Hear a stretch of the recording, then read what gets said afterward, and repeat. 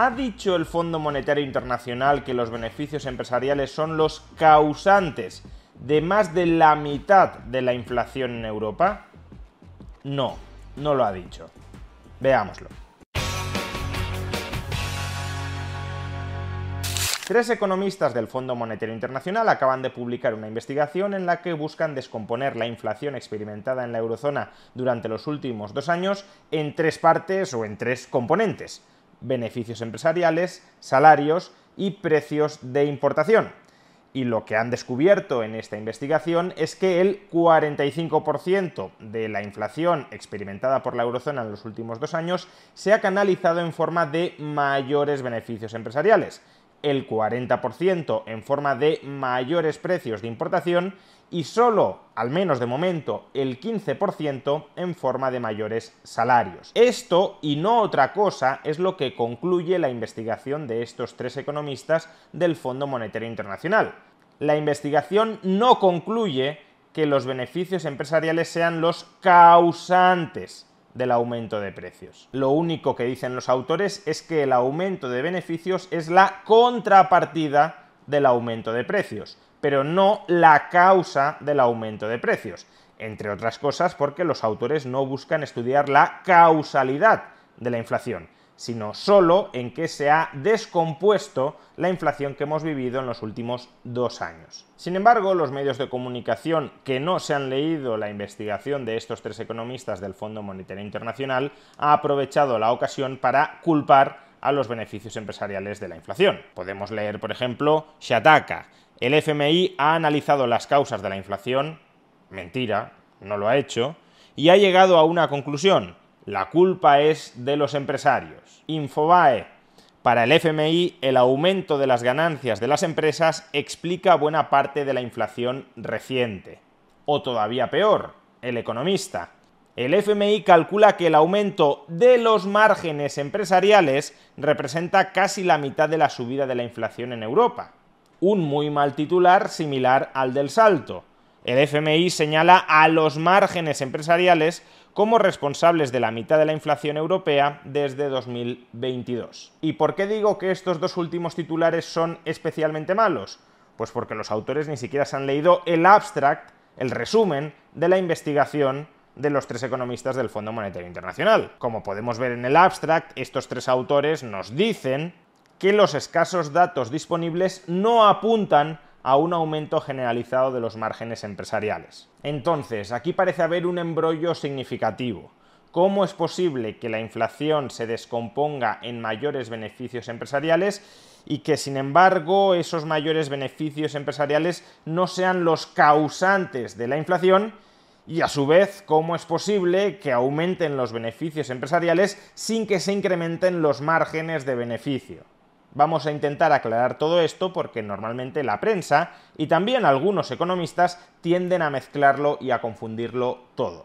Primero, si los precios y los beneficios empresariales aumentan a la vez, ¿por qué no podemos decir sí o sí que el aumento de los beneficios empresariales es el causante del aumento de los precios?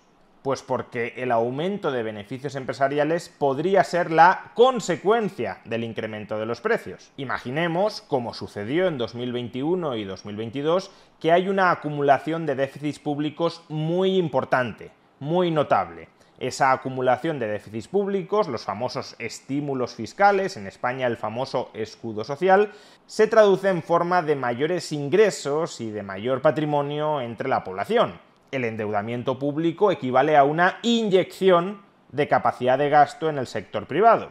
Pues bien, si el sector privado, gracias a los estímulos públicos, tiene mayor capacidad de gasto y ejerce esa mayor capacidad de gasto sobre una estructura productiva, sobre una economía que no es capaz de aumentar la producción de bienes y servicios al mismo ritmo al que está aumentando el gasto de familias y empresas, entonces lo que sucederá es mayor demanda de bienes y servicios que no va de la mano de un incremento proporcional de la oferta, Eso significará subidas generalizadas de precios y la aparición a su vez de cuellos de botella, en el sentido de que las empresas no darán abasto a la hora de intentar incrementar la producción al mismo ritmo que el gasto. Las empresas estarán trabajando al límite de su capacidad productiva, lo que las llevará a tener que aumentar precios como reacción al aumento de la demanda, dado que no pueden incrementar lo suficiente la oferta. Pues bien, si el aumento del gasto agregado dentro de la economía como consecuencia de los estímulos públicos está aumentando de manera generalizada los precios y las empresas son capaces de conseguir que los salarios no aumenten al mismo ritmo al que están aumentando los precios de sus productos, entonces lo que ocurrirá es que los beneficios empresariales aumentarán como consecuencia del aumento de precios, como consecuencia de la inflación. No es que los precios aumenten porque aumentan los beneficios. Los precios aumentan porque el gasto del sector privado crece de manera extraordinaria como consecuencia de los estímulos públicos y ese aumento de precios, provocado, insisto, por el aumento del gasto privado, ese aumento de precios combinado con una congelación o un incremento moderado en términos nominales de los salarios es lo que provoca el aumento de los beneficios empresariales. En esta exposición, por tanto, no son los mayores beneficios empresariales los que provocan la inflación. Es la inflación la que provoca mayores beneficios empresariales. Pero incluso aunque dijéramos que las empresas han aumentado los precios porque son muy avariciosas, porque quieren ganar más, eso en sí mismo no podría ser una causa de la inflación. Salvo que presupongamos que en los últimos 2 años las empresas se han vuelto más avariciosas y ahora que la inflación está volviendo a frenarse, debe de ser que las empresas se han vuelto menos avariciosas. Si las empresas siempre quieren ganar más dinero, debería resultar claro que la causa que explique la inflación, la causa que explique por qué la avaricia que siempre está presente entre las empresas, ahora sí se ha podido traducir en aumentos de precios y antes no, la causa debe ser otra. Por ejemplo, imaginemos que descubrimos que las empresas han aumentado sus precios porque quieren ganar más dinero. Eso en sí mismo no significa que la causa de la inflación sea la avaricia de las empresas, porque las empresas siempre quieren aumentar sus precios. Si pudieran, venderían el litro de leche a 1.000 euros la unidad. ¿Y por qué no venden el litro de leche a 1.000 euros la unidad? Pues por 2 razones. Por un lado, porque los competidores lo venderían más barato y se llevarían todo el mercado. Pero por otro, aunque todos los competidores se pusieran de acuerdo para subir el litro de leche a 1.000 euros la unidad, ningún consumidor, o prácticamente ningún consumidor, estaría dispuesto o podría pagar esos precios tan elevados. Por tanto, aunque dispararan de esa manera los precios, no conseguirían ganar más porque la gente no tendría capacidad ni voluntad para pagar esos precios. La cuestión, por tanto, es por qué hasta la pandemia la avaricia empresarial no se traducía en subidas de precios que los consumidores pudieran o quisieran afrontar y a partir de la pandemia sí lo ha hecho.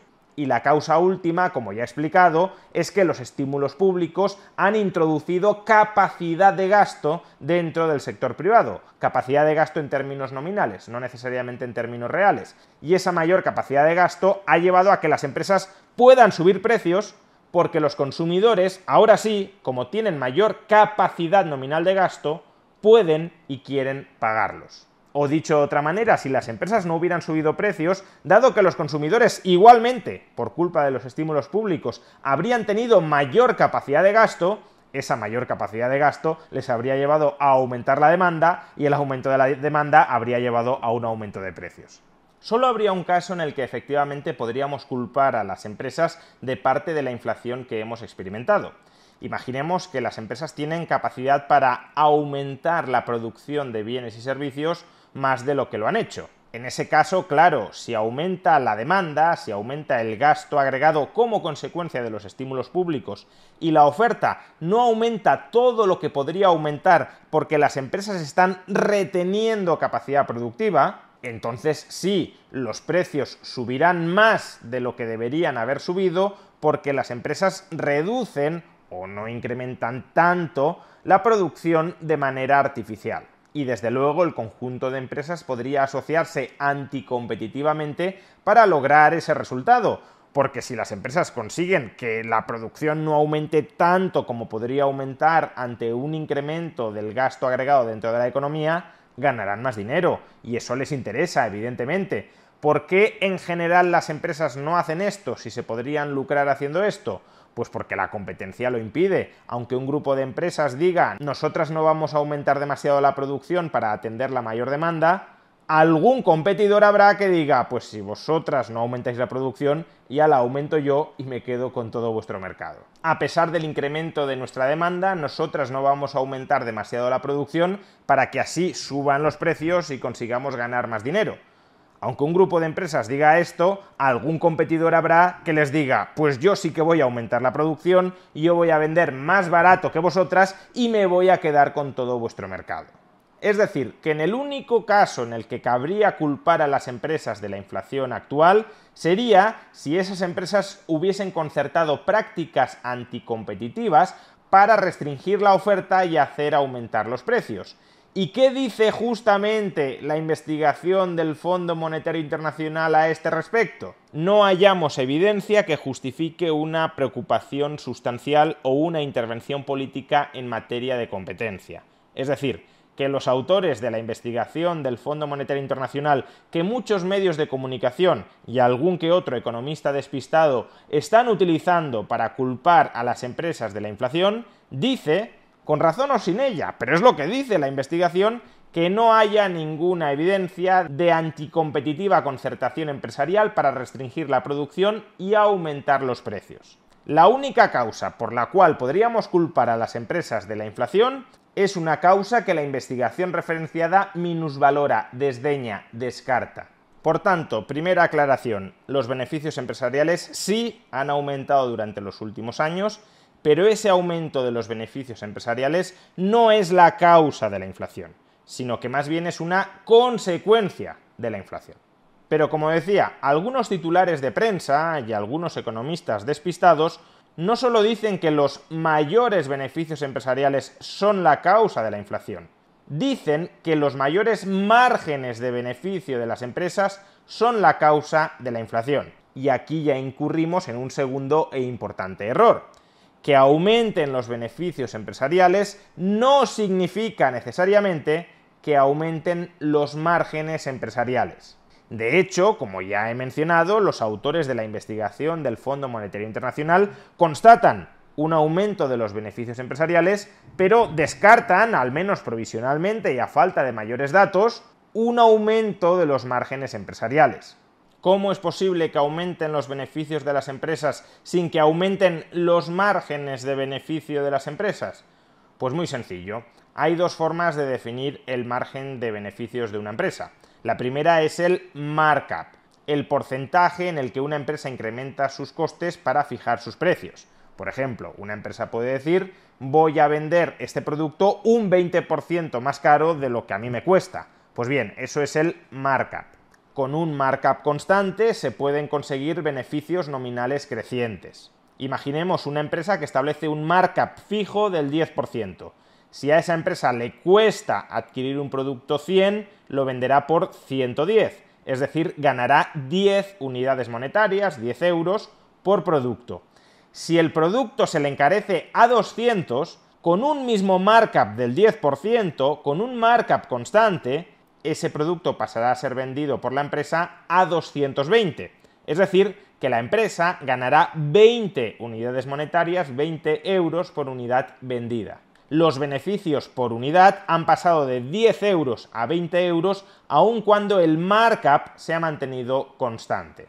Y otra forma de definir el margen es como margen de beneficio unitario, es decir, el beneficio que obtiene una empresa por unidad vendida dividido entre su precio.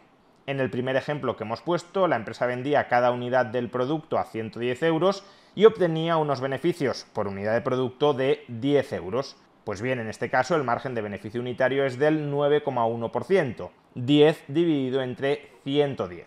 Y en el segundo ejemplo que hemos puesto, la empresa vendía cada unidad de producto por 220 euros y obtenía unas ganancias por unidad de producto de 20 euros. El margen de beneficio unitario, por tanto, se mantenía constante en el 9,1%, 20 dividido entre 220. Por consiguiente, los beneficios absolutos de una empresa pueden aumentar aun cuando su margen definido como markup o como margen de beneficio unitario, se mantenga constante. Es más, podrían aumentar nominalmente los beneficios aun cuando su margen se redujera. ¿Y por qué el estudio de los márgenes empresariales es relevante? Pues porque un incremento de los márgenes empresariales podría significar que ha habido una reducción de la competencia dentro del sector privado, y esa reducción de la competencia, como ya hemos explicado, sí podría ser, si se hubiese materializado, una de las causas de la inflación. Por tanto, un aumento de los beneficios empresariales que derivara de un aumento de los márgenes de beneficio de las empresas sería una luz roja que sí podría culpabilizar de alguna manera a ese aumento de los beneficios empresariales de parte de la inflación que hemos experimentado. En definitiva, el mensaje que algunos economistas despistados o malintencionados y muchos medios de comunicación nos intentan trasladar es el siguiente: el enorme poder de mercado de las empresas les ha permitido aumentar sus márgenes de beneficio. Ese aumento de los márgenes de beneficio ha disparado los beneficios de las empresas y el estallido de los beneficios de las empresas se ha materializado en más inflación. Pero el Fondo Monetario Internacional no dice nada de eso. De acuerdo con el Fondo Monetario Internacional, los márgenes de beneficios de las empresas no han aumentado y el aumento de los beneficios de las empresas solo es una contraparte de la inflación, no necesariamente una causa, sino acaso una consecuencia. De hecho, y al margen de esta investigación del Fondo Monetario Internacional, la conjetura más probable de por qué hemos experimentado tanta inflación durante los últimos años es más sencilla. Los históricamente elevados estímulos públicos se han materializado en un incremento del gasto privado dentro de la economía. Ese aumento del gasto privado ha elevado los precios y el aumento de precios, sin necesidad de que vaya de la mano de un aumento de márgenes, ha terminado incrementando los beneficios empresariales. Y no es en absoluto descartable, de hecho es algo que el propio Fondo Monetario Internacional espera, que durante los próximos años los trabajadores intenten incrementar sus salarios para recuperar parte del poder adquisitivo perdido. Y si los trabajadores aumentan sus salarios a costa de los beneficios empresariales, como ahora las empresas han aumentado sus beneficios a costa de los salarios, ¿diremos que la inflación que hemos experimentado durante los últimos años terminará siendo responsabilidad de los trabajadores que han aumentado sus salarios? Evidentemente no. El aumento futuro de los salarios nominales para compensar parte del aumento de precios que hemos experimentado será una consecuencia de la inflación, no una causa. Cuidado, por tanto, con las malas excusas que solo buscan exonerar a la clase política de su responsabilidad en la gestación de la inflación que han padecido los ciudadanos. Primero nos decían que la inflación se debía exclusivamente, que no digo que no tuviera su influencia, pero no exclusivamente, a los cuellos de botella derivados de la pandemia. Luego, cuando esos cuellos de botella fueron desapareciendo y los precios no solo no regresaban al nivel anterior, sino que seguían subiendo más rápido, nos dijeron que la responsabilidad era de la guerra en Ucrania, que había disparado el precio internacional de la energía. Y luego, cuando se desmoronaron los precios internacionales de la energía y los precios seguían sin volver a los niveles anteriores a la pandemia, nos dijeron que la inflación se debía a la avaricia empresarial. Todo por no querer ver el elefante en la habitación. Y el elefante en la habitación es que la causa fundamental que explica la inflación global son los enormes estímulos que aprobaron los gobiernos durante la pandemia. Son los déficits públicos, es la deuda pública que tanto aplaudieron en su momento y cuya factura estamos pagando ahora.